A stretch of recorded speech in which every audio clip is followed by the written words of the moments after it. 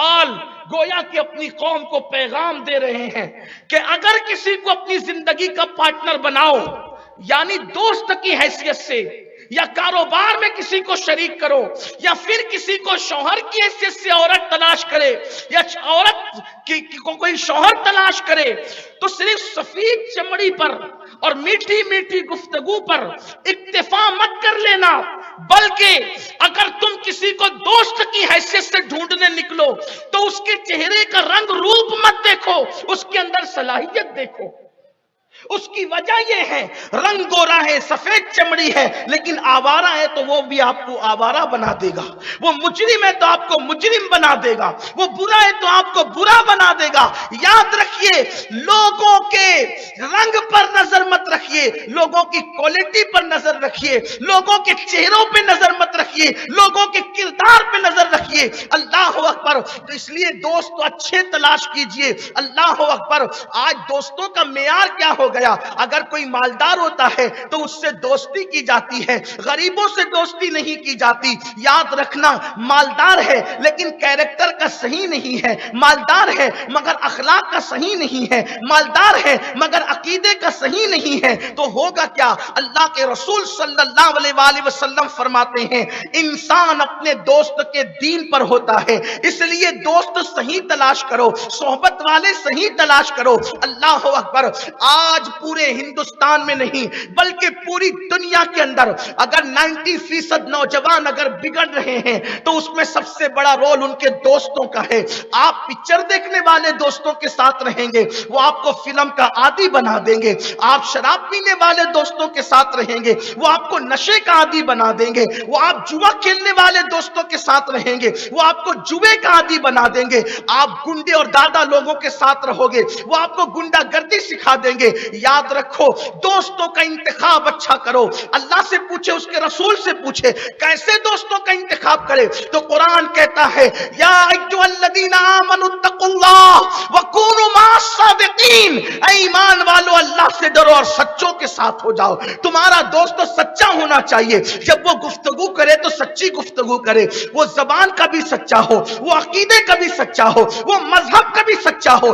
تین چیزیں اس میں دیکھو، اس کی زبان سچی، اس کا عقیدہ سچا، اس کا مذہب سچا۔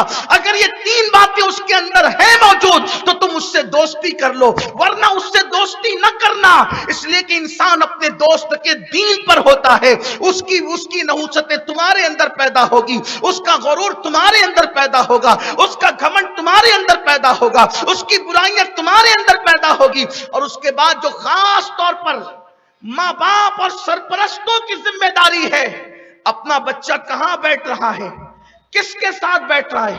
کچھ لوگ تو اتنے گھمنڈی ہوتے ہیں اولاد کے حوالے سے، کہتے ہیں کہ میرے بیٹے پہ کسی کا اثر نہیں ہو سکتا، ہماری اولاد پر کسی کا اثر۔ وہ شرابیوں کے ساتھ بیٹھے، وہ گنڈے لوگوں کے ساتھ بیٹھے، وہ دادا لوگوں کے ساتھ بیٹھے، بھائی گیری کرنے والوں کے ساتھ بیٹھے، ہمارے بچوں پہ کسی کا اثر نہیں ہوگا۔ میں پوچھتا ہوں، کیا تمہاری تربیت نبی کی تربیت سے بڑی ہے؟ کیا تمہاری تربیت نبی کی تربیت سے اہم ہے؟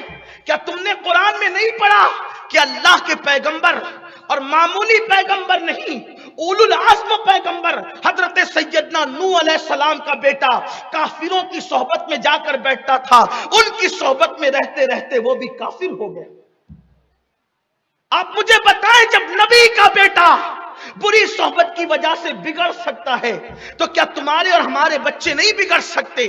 آج یہ ہمارے نوجوانوں کے اندر جو لاؤبالی پن ہے، آج ہمارے نوجوانوں کے اندر جو گندگی ہے، جو کردار کی گندگی ہے، یہ غلط دوستوں کی صحبت کی وجہ سے ہے۔ میں اپنی ماں اور بہنوں کو سے بھی عرض کرنا چاہتا ہوں اور آپ سے بھی عرض کرنا چاہتا ہوں، اے اللہ تبارک و تعالیٰ نے اگر آپ کو اولاد عطا کی ہے تو اپنی اولاد کو صحیح صحبت میں رکھو، بلکہ پوری کوشش کرو کہ اپنی اولاد کو اپنا دوست بنا کر کے رکھو، اولاد سے خود دوستی کرو تاکہ اچھی بری باتیں وہ آپ سے شیئر کر سکے۔ بڑی معذرت کے ساتھ آج ہماری اولاد، ایک جملہ میں لوگوں سے کہتا ہوں تو لوگوں کو برا لگتا ہے کہ پہلے جس کے ماں باپ مر جاتے تھے وہ بچے یتیم ہو جاتے تھے، پہلے جس کے ماں باپ مرتے تھے وہ بچے یتیم ہوتے تھے۔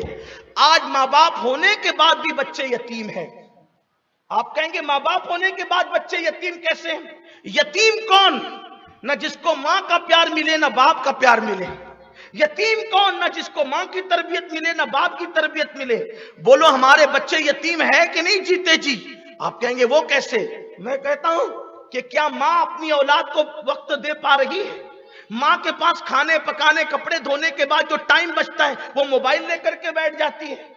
باپ کاروبار سے آتا ہے وہ ٹی وی کا منہ پکڑ کے بیٹھ جاتا ہے، موبائل لے کر کے بیٹھ جاتا ہے۔